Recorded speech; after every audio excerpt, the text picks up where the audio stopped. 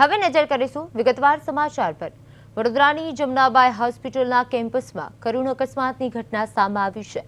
Hospital પરિસરમાં મહિલા તબીબની car નીચે આવી જતા 3 વર્ષના માસૂમ બાળકનું મોત થયું છે।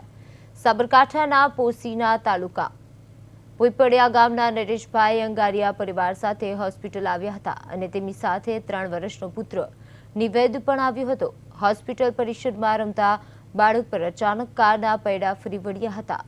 કાર મહિલા તબીબ ડોક્ટર ગુડિયા પ્રમોદ સિન્હાની હોવાનું સામે આવ્યું છે। અકસ્માત બાદ મહિલા તબીબ બાળકને તાત્કાલિક સારવાર માટે એસએસજી હોસ્પિટલ લઈ ગયા હતા, જ્યાં ફરજ પરના તબીબોએ બાળકને મૃત જાહેર કર્યો હતો। બાળકના મોતથી પરિવારજનોમાં ભારે શોકની લાગણી પ્રસરી છે।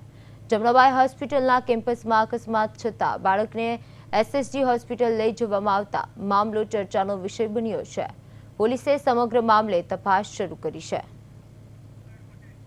તો આ સાથે જ અમારા સંવાદદાતા તુષાર પટેલ ફોન લાઈનમાં જોડાઈ ગયા છે। જી તુષાર, જમનાબાઈ હોસ્પિટલ કેમ્પસમાં બાળકનું મોત થયું છે, શું છે આની સમગ્ર વિગત? પછી ખૂબ જ દુઃખદ કહી શકાય તેવી આ ઘટના છે। એક તરફ જમનાબાઈ હોસ્પિટલમાં સારવાર માટે આવતા દર્દીઓ જ્યારે સારવાર લઈને સ્વસ્થ થવાની પ્રક્રિયામાં હોય ને એ જ સમયે આ પ્રકારની ઘટના બને તેને લઈને ત્યાં હાજર જે દર્દીઓ હતા, જે સ્વજનો હતા, તેમને પણ ખૂબ ઊંડા શોક સાથે દુઃખની લાગણી એમાં જોવા મળી હતી। ઘટનાની જો વાત કરીએ તો જે હોસ્પિટલ છે જમનાબાઈ હોસ્પિટલ, એ જમનાબાઈ હોસ્પિટલની અંદર ફરજ બજાવતા એક તબીબ મહિલા જે છે તેઓની કાર નીચે એક માસૂમ બાળક આવી ગયું હતું અને 3 વર્ષનું માસૂમ બાળક આ કારની નીચે આવી જતા તેનું મોત થયું હતું। મૂળ સાબરકાંઠાના પોસી તાલુકાના પીપળિયા ગામના નરેશભાઈ અંગારી પોતાના પરિવાર સાથે હોસ્પિટલ ખાતે આવ્યા હતા। હોસ્પિટલમાં તેમની પત્ની, તેમના 2 બાળકો અને પોતે કોઈ કામ માટે આવ્યા હતા। ત્યારે આ જ હોસ્પિટલમાં ફરજ બજાવતા ગુડિયા પ્રમોદ સિન્હા નામના મહિલા તબીબની કારની નીચે આ માસૂમ બાળક જે છે એ આવી ગયું હતું અને 3 વર્ષનું આ જે માસૂમ બાળક છે તેનું ઘટના સ્થળે જ મોત થતા કેમ્પસમાં ખૂબ જ ચકચાર મચી હતી। બાળકના મોતને લઈને પરિજનોએ શોકની લાગણી તો વ્યક્ત કરી હતી, પરંતુ સાબરકાંઠા જેવા દૂરના વિસ્તારમાંથી આવતા હોય તેમના સ્વજનો પણ અહીંયા નહોતા। ત્યારે બાળકની જે માતા છે એનું આક્રંદે વાતાવરણને ગંભીર કરી નાખ્યું હતું। હાલ તો પોલીસ દ્વારા આ જે બાળક છે એ બાળકના પોસ્ટમોર્ટમ માટે તેને સયાજી હોસ્પિટલ લઈ જવામાં આવ્યો છે અને પોલીસે મહિલા તબીબની બેદરકારીને લઈને તેની સામે હવે ગુનો રજીસ્ટર કરીને વધુ કાર્યવાહી હાથ ધરી છે। જી તુષાર, હોસ્પિટલ તંત્રએ ઘટનાને લઈને શું સ્પષ્ટતા આપી છે? હાલ તો કોઈ નિવેદન સામે આવ્યું નથી।